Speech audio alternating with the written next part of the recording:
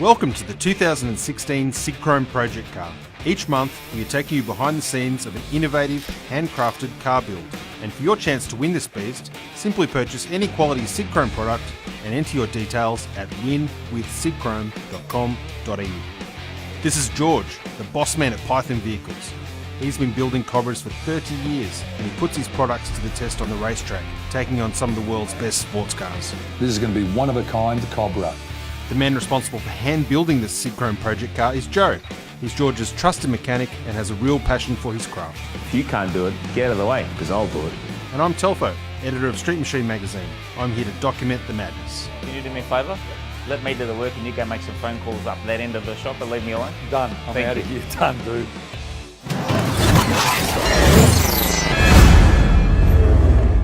Last year, Street Machine teamed up with Sidchrome to build a very special Volkswagen Combi. This year, however, we're going to build something with a lot more horsepower. So I'm down here at Python Vehicles Australia, where the guys are going to handcraft one of the coolest AC Cobra replicas on the planet.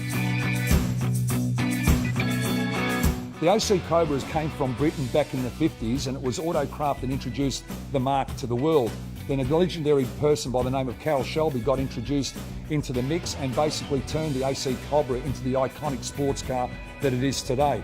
Carroll's attitude basically was, if it doesn't go around corners, give it more horsepower so it can pick up speed in straight lines. So our cars follow that kind of psyche and that kind of iconic growth that Carroll Shelby has had.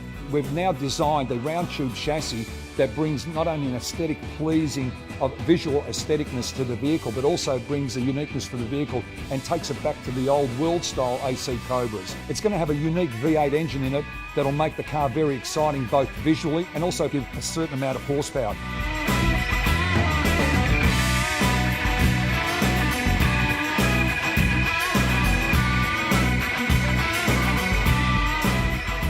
Mate, briefly tell us what you're up to today.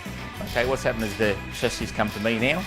What I'll start doing is I'll weld our brake line mounts on, our oil filter relocation mounts on, steering rack mounts and all the little bracketry that sort of hold hoses and pipes and componentry on. Get it ready so that we can start putting all the steering, suspension, the differential, the engine, transmission, get everything ready for that and then we can start putting our body on. But yeah, it's just all the little things that people don't sort of take notice of that we take care of at this stage. So while the boys here are busy on the chassis, we're going to go check out the body being made.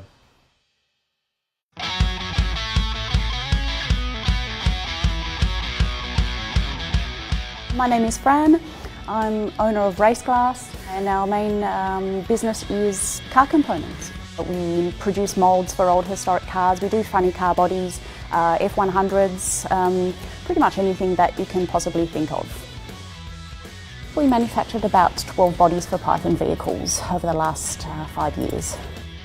Basically with fiberglass you start off with a mould. The raw fiberglass mat goes on into the mould. Then you roll it out with resin and then you roll out the air bubbles that could form air pockets between the actual mould and the fiberglass. Once it's all dry, you basically just twist the mould a little bit and then you pop the part out of the mould. Pretty cool, it's like a car in a can, you know.